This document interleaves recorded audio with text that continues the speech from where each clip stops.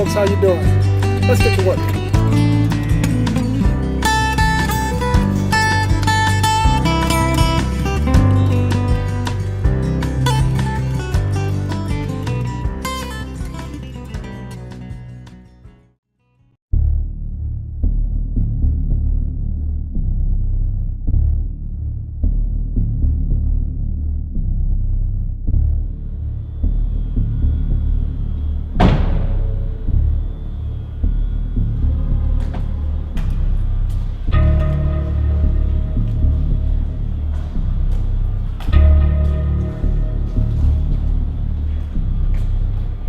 Officer, what do we have here?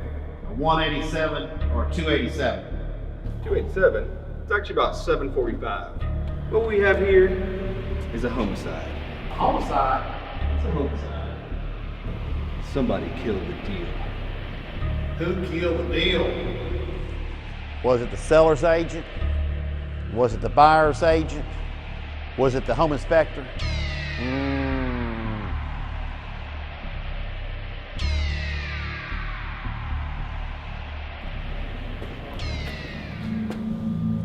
Sally, did you kill the deal?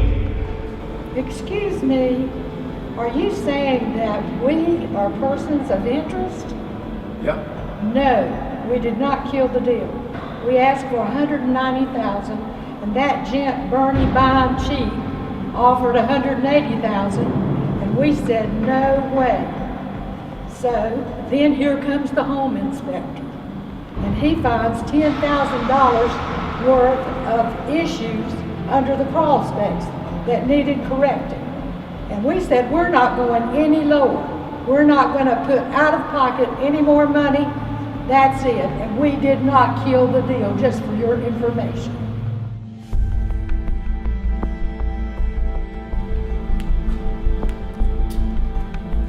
Did you kill the deal? Hey, you listen to me, Mr. Gallego, Mr. Lego, whatever the heck your name is. My buyer already overpaid $180,000 for that big pile of crap. They even came up $5,000 trying to make the whole deal work. I could have told you this whole thing was DOA before that body ever hit the floor. In fact, I tell you what, Copper, you're looking at a seller suicide here. So you just move along. Mind your own business. Ain't no homicide to see here.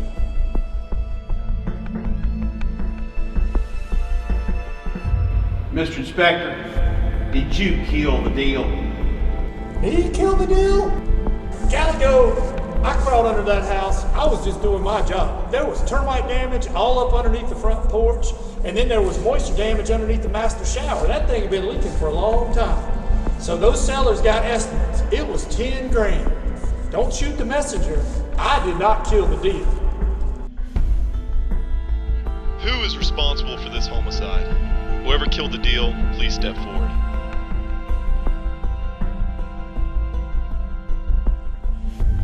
I have the answer. Nobody killed the deal. If the seller had a home inspector do a pre-inspection on their property before they even put the property on the market, the seller would have found out all these damages and all these issues. And $10,000 is a lot of money, but guess what? The seller might have had time to find cheaper estimates from repair people. Also, with a pre-inspection, the buyer would have the peace of mind that they're buying a property that hopefully is in great condition and been repaired. And by the way, the seller might have gotten more money because the buyer felt comfortable with their due diligence period of time. So the answer is, nobody killed this deal, but it could have been prevented. At Home Inspection Carolina, we have a program that will offset the cost of the pre-inspection. Not only will it offset the cost, it will keep that deal from blowing up or that homicide like you saw here. The best part is, though, the listing agent will get leads off of the reports that are sold. So, another thing, you can prevent a homicide. Call Home Inspection Carolina today.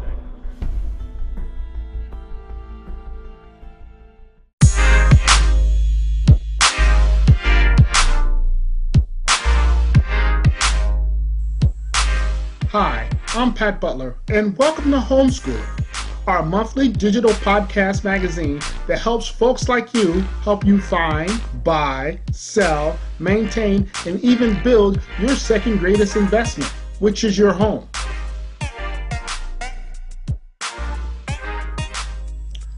Our first lesson for today is choosing a good home inspector.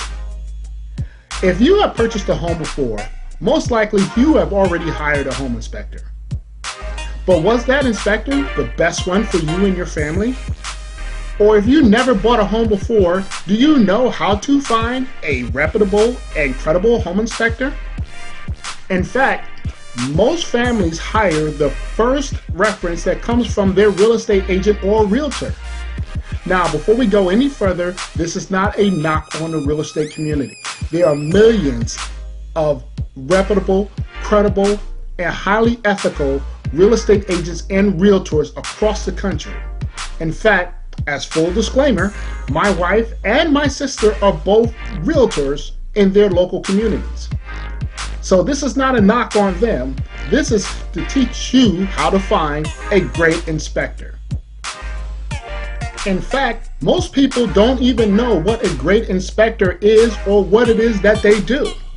So what we did is we conducted a survey. We gathered some people at random and we asked them what do they know about real estate inspectors and how to find them. Let's take a look. Hi, I'm Steve and I'm from Florida. My name is Sabrina. I live in Florida and I have been in the sales marketing industry for about 13 or 14 years. Me and my family, we recently just bought a home.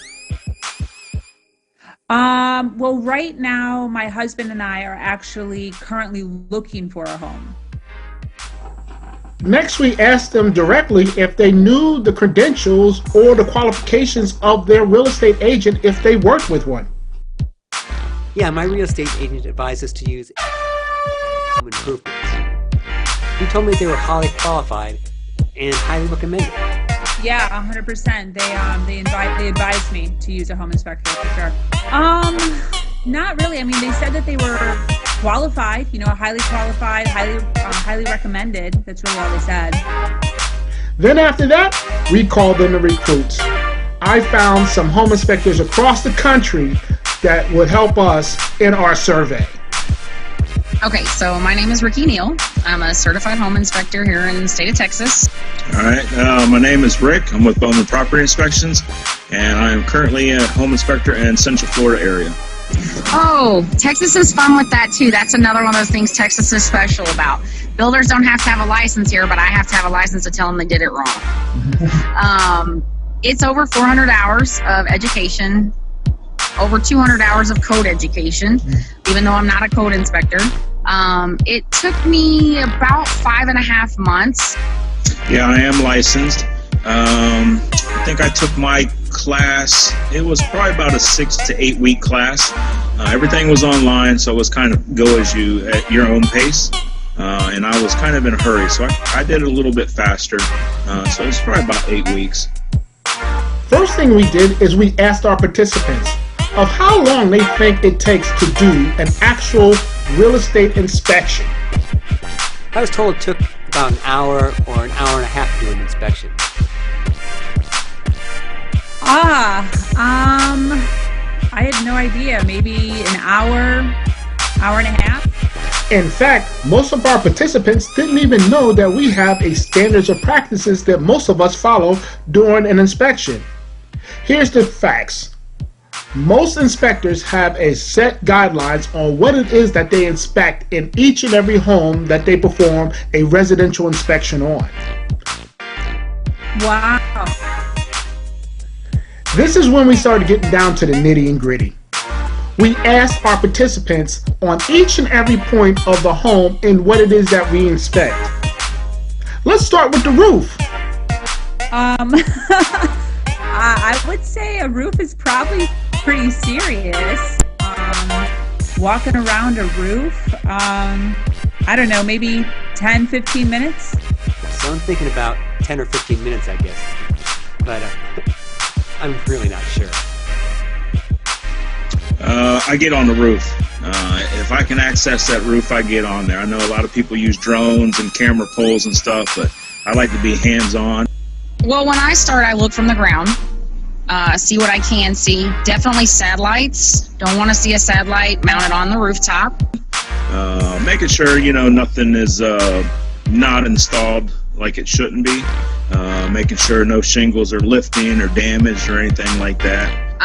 We look for shingle damage, for exposed nails, for your vent jack, your plumbing jacks, the storm collars. If you have a fireplace, we look at the chimney.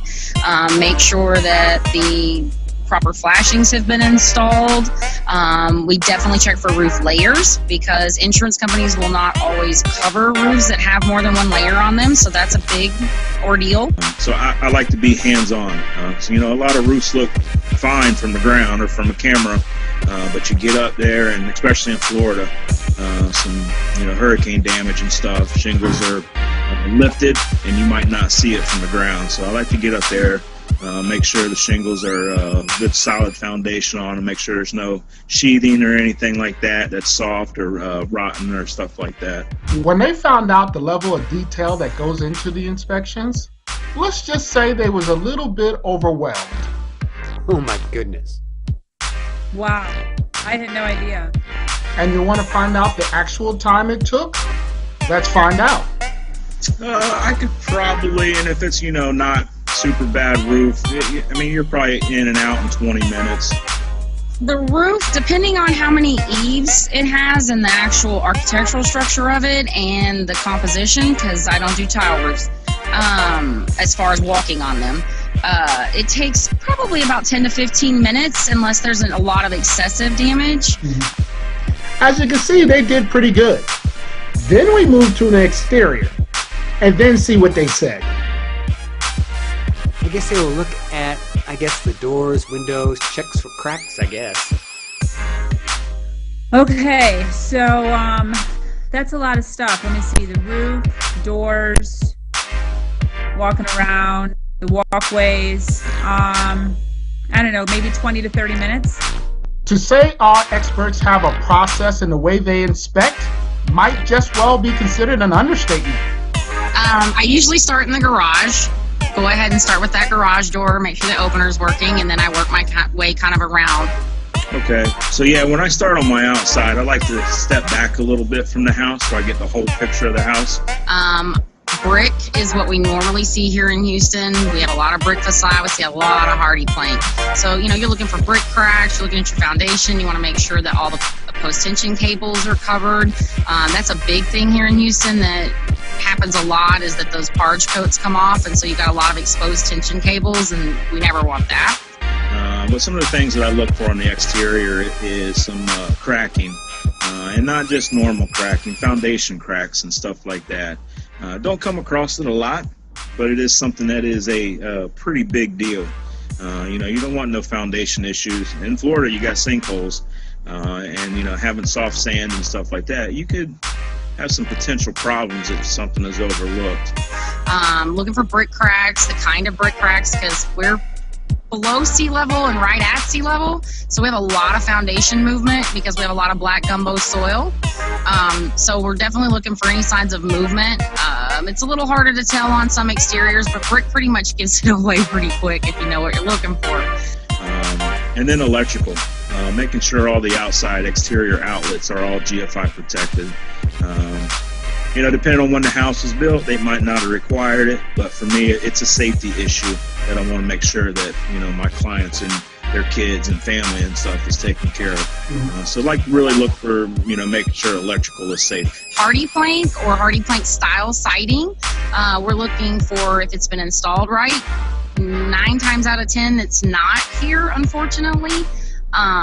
We really are trying to check and make sure that all the watershed's happening like it should. So you're checking for your flashings above your windows, weep holes. Weep holes. Those are key to making that brick get that moisture out. Yeah, making sure bushes and trees are away from the house. You don't want them in contact with the exterior walls. You don't want them in contact with the roof. especially on the roof, the shingles. You got a tree that's in contact, that wind's going to be blowing back and forth, and it really can deteriorate your shingles. So we want to make sure everything's away from the walls, make sure it's away from the roof. You got to really pay attention window flashings, because that's a major entry point for moisture. And just, all around, make sure caulking's where it should be, make sure the soffits are like they should be. We have a lot of soffit ventilation here, so you have to make sure your screens are right, make sure that they haven't bored nice holes into them for, cable TV, because that's important. And just looking at the overall aesthetic of the house from, is it functioning, is it supposed to or not? And you want to know the time it takes? But wait, there's more. Oh my goodness. Depending on if the electrical box is mounted on the outside or not. Usually takes about 45 minutes, because I really want to get a good look. The things that make it hard are where everybody likes to add mulch year after year, but nobody takes that grade down before they add extra mulch. So we have a lot of foundation coverage and things like that maybe take a little bit longer.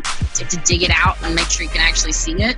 So I want to always make sure I get a good look at it. So sometimes it takes a little longer when I have to get the shovel out. For exterior, I'm just probably around an hour. Now check out the reaction that they had when they found out that the time and attention that it takes was almost doubled. Holy crap, that's a lot of time. As you can tell, eyes were starting to become open. You know what I am going to say, though, as far as a personal experience, that this is very eye-opening only because, I've bought houses in my past, and they definitely didn't take any more than probably 2 hours to check out my home, honestly. So just even hearing how long it takes to just check the outside, I honestly feel as if the last couple times it was no more than maybe 30 minutes outside. And it kind of worries me that they probably were not checking all the stuff they were supposed to be checking, because, you said an hour, in my notes here that I'm writing down, you said it was like an hour to an hour and a half just outside. And I feel like that was how much was done for the entire home, inside and outside. So this is crazy. There's always people that go above and beyond with their job. What I tell my clients is I inspect every home like it's for my mother. I'm very close to my mother. My mother's very, very dear to me. So I inspect every house like my mother's moving in. And to me, if that's not how you're going to approach the business, I just don't think you should be doing it. You should be making sure that your client's in a home that's safe. And I like to sleep at night. So I don't care if the realtors get upset or anything. I'm a little picky about how I do my inspections, because like I said, I do it like it's my family moving in there, and I don't think that there's any reason to do it any other way than that.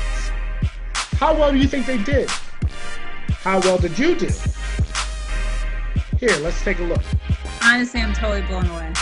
I am going to say that my husband and I are going to be definitely checking more closely at who we're using for home inspectors, because this is a huge difference between what we have seen previously and what I now know should be actually being done. So definitely an eye-opener. I'm completely blown away. My wife and I are really going to start looking at companies more closely from now on. What does this mean? Does this mean that the longer is better? No, not necessarily. But one thing that you do want to know is that the person that you work with is a professional.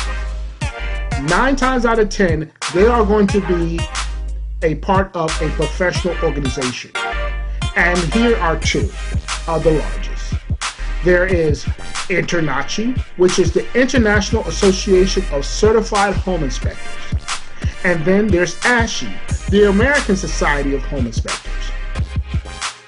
Most of the inspectors across the country and in North America are a member of these 2 reputable organizations. If not, then they're going to be licensed inspectors through their particular state.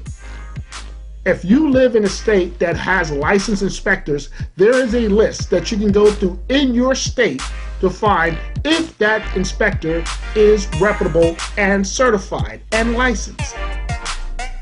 But most states don't have licensing for home inspectors. Scary thing is, they can actually wake up one morning, decide to become a home inspector, print out some cards, stick a label on their truck, and sell themselves off as an expert inspector. If you want to know more, here's 2 sites you need to go to. You need to go to the site. Go to InterNACHI or NACHI.org or ASHI.org to find out if your inspector is reputable. And if you want to find a good home inspector in your area or a great list, go to them sites, type in your zip code, and a list of credible home inspectors in your area are right there at your grasp. Ask them the question, how long does it take for them to do an inspection? How long have they been in the inspection industry? What is it that they look for in the home inspector?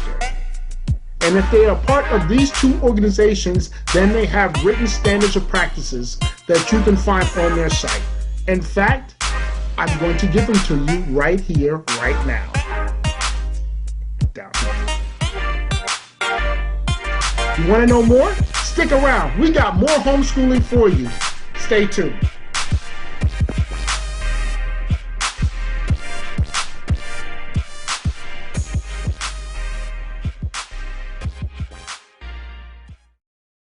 Hi, I'm Joe Theismann. When you're buying your next home, get it inspected once and inspected right by an InterNACHI certified home inspector. Don't let anything interfere with your biggest investment.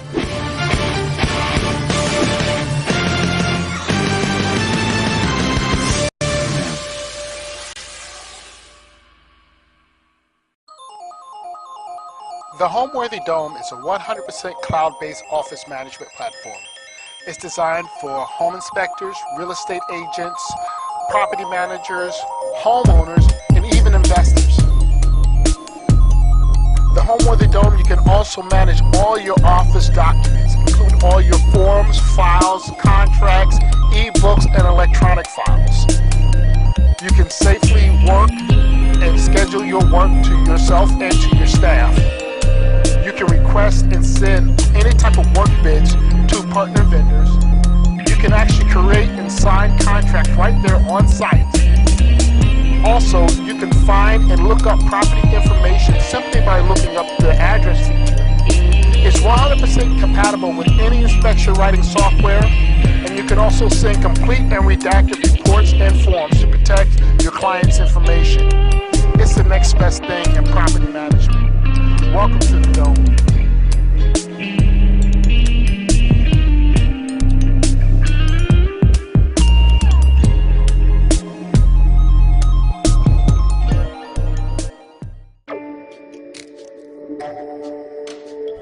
Hello, and thank you for joining us today. We are excited to announce a new service that we believe will not only make your lives easier, but also reduce stress and tension while saving everyone time during the negotiation phase of the real estate transaction. As of today, we will now be offering repair price or estimates on all of our inspection reports. This means that you can now turn our home inspection reports into highly accurate and easy to read repair estimates with the click of a button. No more calling in favors from handymen or waiting days for repair bids. No more upset sellers with contractors in and out of their homes at all times of the day. And no more confused buyers who don't understand the real-world impact of their inspection reports. These incredibly accurate estimates come from an independent third party, are zip code specific, and are reviewed by human pricing experts every step of the way. They are trusted as the industry standard and guarantee delivery back to you within 24 hours of submission, so you have more time to consult with your clients and carry out required negotiations. So the next time you need a home inspection, think of us. As your preferred home inspection company, we're working hard to make sure we save everyone time, money, and frustration during the home purchase process.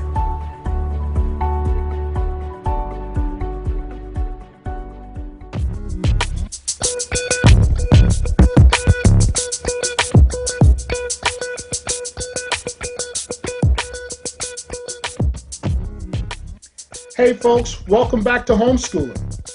And you ever notice why inspectors are so passionate about their jobs, or they're so meticulous? They're always making recommendations and they're always digging through the dirt, trying to find something. It's not to fluff our pockets. Trust me, I don't know too many inspectors that are rich from inspecting. It's usually about the people that we're with and the people that we work for, and the more our story matches with theirs, it makes you look a little bit harder. We're human. We want to make sure that we take care of our families. And when your story and their story intermix, then the dedication becomes that much harder. Not saying that we're not professionals, but like I said, we're human. And we want to make sure that whoever we work for gets the best that we can bring. And when we can personally have something attached to that house or to that client, that say they have a dog and you have a dog, you know that you're going to look for a lot of things that the dog may do. If the fence is a little bit too high and they got a dog that digs, then you're going to look out for those things, even though it may not be something big on the inspection report, but it's something personal. And I want to tell you about my personal story and why I look out for certain things. Let me take you back to where I'm from. In case you don't know it, I'm not originally from Kansas, okay? I'm from Pennsylvania. I'm from PA. In fact, I'm from the southern part of PA, in a place called Reading, PA. If you never heard of Reading, PA, then I suggest that you go to the Monopoly board. But in case you don't play Monopoly, here's a picture of Reading. Okay? So, in Reading, growing up in the 70s, 80s, and even 90s to when I graduated, we did what all kids did in America, especially in Pennsylvania. We played sports. We had youth activities. There's a lot of things going on back then. And here's a picture of me and my cousins. We all grew up together in the same house. We were more brothers than we were cousins. But this was us, and there's two things that we always did. We always played football, and this is us, Little League, back in the 80s. And this was later in life. Actually, this was right before my retirement party. This was my cousin's birthday and our grandmother's birthday. We celebrated. Where do we celebrate it at? The bowling alley, because that's what you do in Pennsylvania. You bowl and you play football. Those are two requirements. But the good thing about playing sports and doing activities like this is that it allows you to travel. It allows you to travel to local towns in the area, and you play against other kids your size and age, Little League football or Junior Bowling League, and you got to meet other people. And one thing that I want to kind of focus on was one particular town, because we traveled all over, but one particular town in Pennsylvania, a place called Boyertown. Nice little sleepy town, hard-working family, blue-collar families, and they had teams and we played them. Sometimes we win, sometimes we lose. But mostly, it wasn't about the people or mostly about the kids that we played with. It had a lot to do with the parents. And why I say that? Because a lot of the parents used to work at a power plant, a local power plant. And the power plant was called Limerick. And the Limerick plant happened to be a nuclear power plant. And in southern Pennsylvania and on the East Coast, we have a lot of nuclear power plants. In fact, both Reading and Boyertown are nestled right in between two big ones. One of them you might have even heard before. We had the Limerick plant, and we also had 3 Mile Island.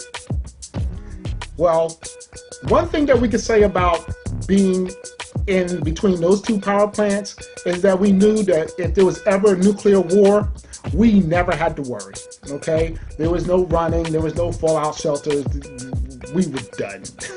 And if we wasn't done and you lived through the blast, well, let's just say we pretty much knew which team we was going to be on in the aftermath. But I digress.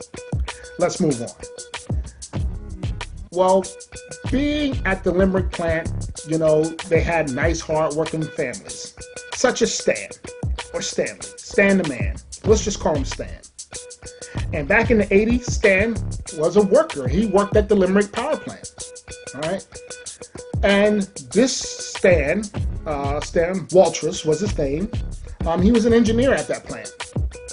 And here's a picture of Stan, and one day Stan happened to walk through the exit screening, because when you work around a lot of radiation, they want to make sure that everything that goes on inside there stays inside there. Don't want any of that fallout or that radiation going home or getting out into the public.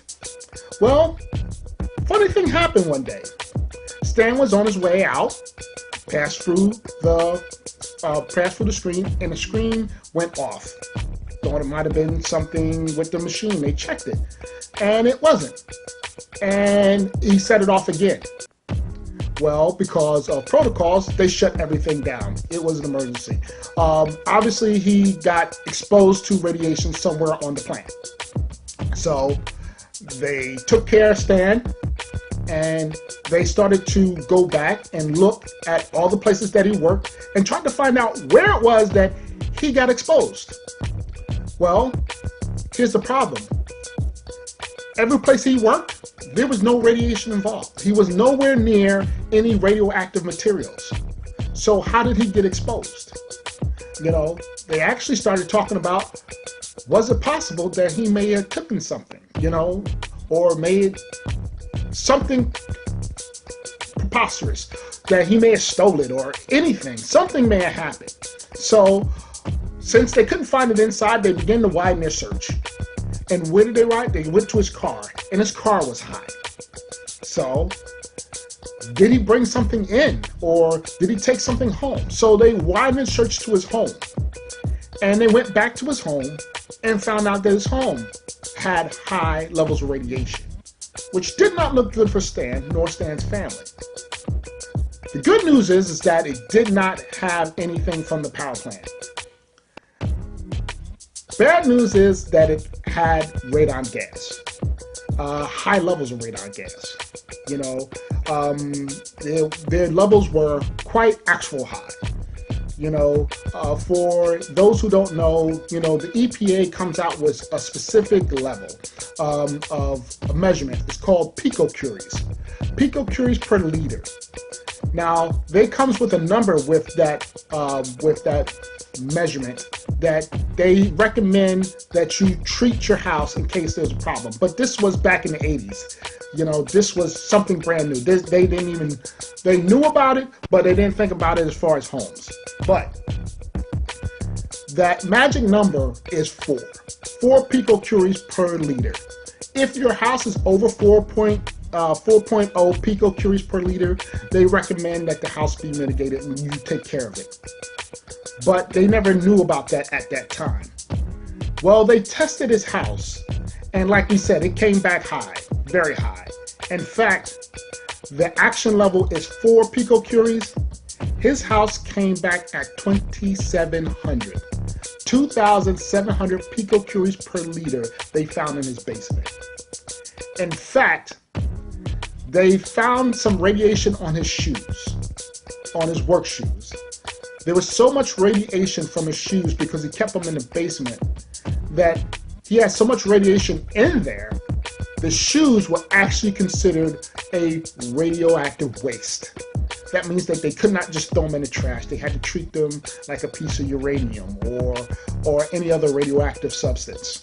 They had to basically put it in a concrete box and then had it shipped, and then they could properly dispose of it.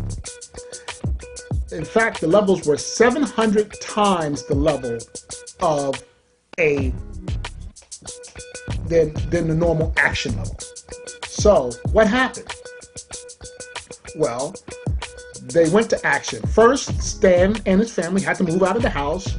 Then they installed a system that was going to actually draw all the radon that was underneath the house, that was underneath the basement and the foundation, and they created a piping system. And the piping system basically sucked all the gas that would have went inside the basement into this tube. And then the tube was raised up out of the house. It was a mitigation system, one of the first in the country. Well, they went ahead and they put this mitigation system inside the home, and guess what? The levels came back below 4.0 after they retested. So they got to keep their home. They actually got to go back to their home, and they lived life happily ever after. Yay, it had a happy ending. So, what do I want you to take away from this?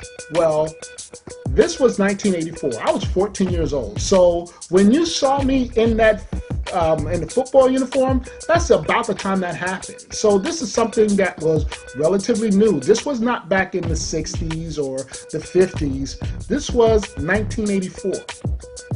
And from this is when all the attention started to focus on radon levels in the house. So it all started in my neighborhood, and neighborhoods that we used to visit, that we used to play football and went bowling in.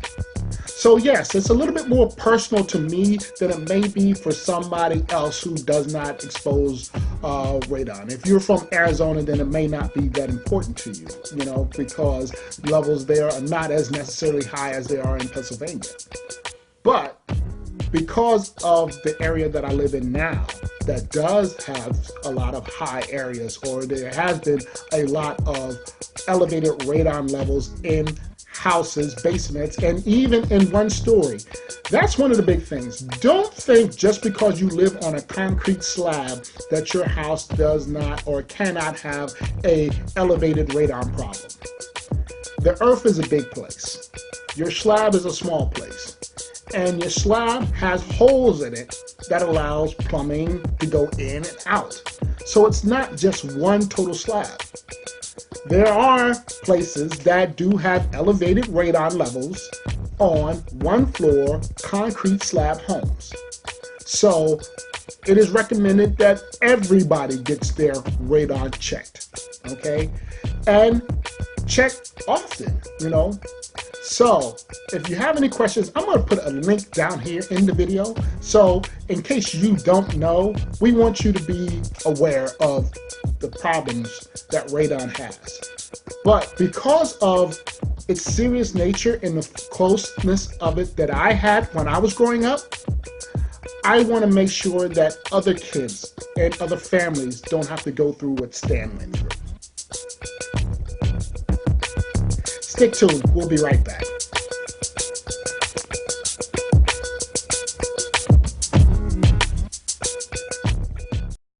It takes a lot of energy to heat, cool, and operate a home.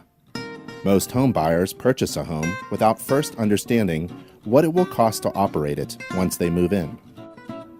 Most Americans spend $2,500 a year on utilities, including heating and cooling costs. Many homeowners can reduce their utility bills by up to 30%, sizable savings from energy improvements. With every home inspection, we include a free home energy report, which will give you a quick understanding of how much your home will cost to operate once you move in, where energy, and therefore money, is being wasted in the home, and what can be done to save energy and increase your family's comfort. The free home energy book is included with your energy report. This companion ebook describes additional ways to save energy, increase comfort, and protect the environment. Our home inspectors are also certified home energy inspectors. Call now and schedule your inspection today.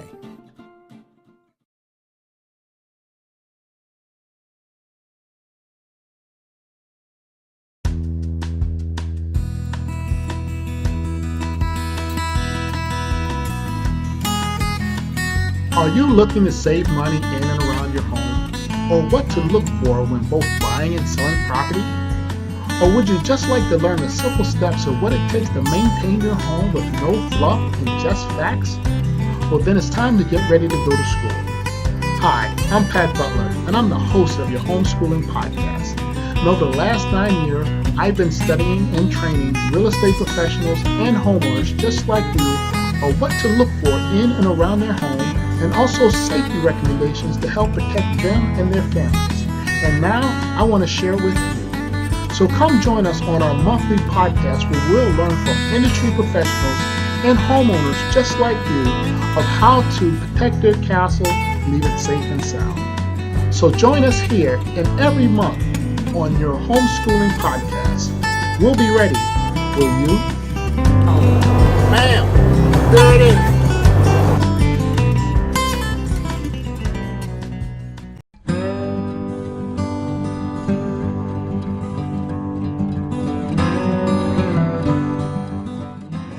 And we are back once again. Welcome to homeschooling. Get the chance to go home from an inspection conference that we had in Vegas this year. Got to see and meet back up with a lot of outstanding home inspection and home inspection companies. So what we're going to do is we're going to take some time to recognize some outstanding home inspection and home inspection companies. One we're going to start off is Mike McFadden. Mike McFadden is out of Orlando, Florida, and he has Hero Home Inspections. He's a retired veteran, and he likes to promote other service members who are transitioning out of active duty into the inspection field, which is very much needed. So if you know of an outstanding home inspector or a home inspection company that's done an outstanding job for you, give us a shout, and we like to let everybody know of the great home inspections that you can find in your area. So take a look at Mike McFadden and Hero Home Inspections.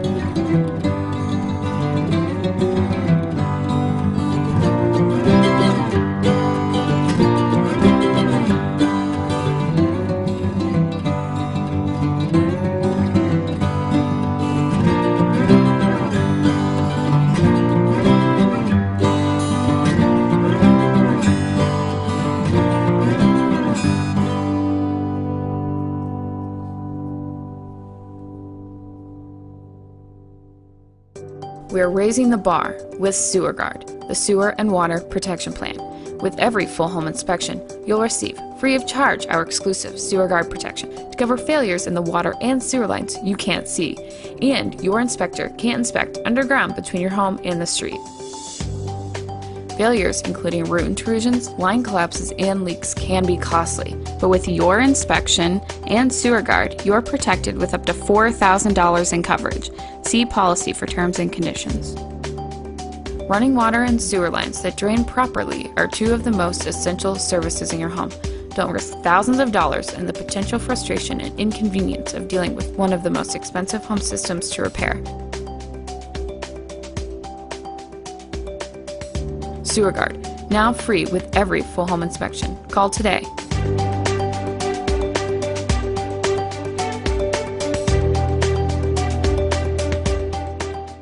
My little one is just learning to crawl, but our carpet is full of dirt and pet stains. What should I do? Talk to Charles. My family's coming over in a couple of days, and my carpet is a mess. I need help. Talk to Charles. My kids keep sneezing and coughing from all the floating dust and germs in our home. Who can I call? Talk to Charles. Charles Bruner of Little Apple Carpet Cleaning is Manhattan, Kansas's premier professional carpet cleaning expert that specializes in both residential and commercial properties. Charles is a certified and proud member of the IICRC, the industry standard in carpet cleaning and indoor quality.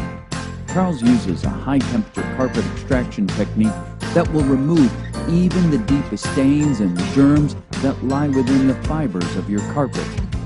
And with the air duct cleaning services available, Charles can keep both your air conditioning and dryer lines free from built-up lint and dust clogs that will greatly reduce your home maintenance costs and electricity while keeping your home dust-free so you and your family can breathe easier.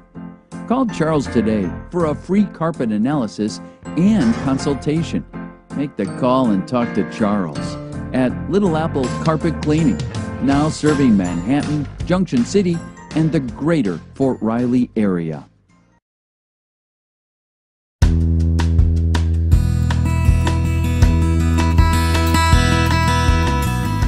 Okay, folks, that about wraps it up for our first rebooted episode of Homeschooling. I'd like to thank you very much for watching and tuning in, and also I'd like to send a great big shout out and gratitude for everybody who helped contribute to this show. Let us know how we did and what you liked and what you'd like to see changed in the show. It's still in its formative stages and we have a lot of things to talk about. So write your comments or what you would like to see on the show to our email. That's homeschoolinpodcast@gmail. Once again, that's homeschoolinpodcast@gmail. Once again, this is Pat Butler, hoping you have a beautiful day.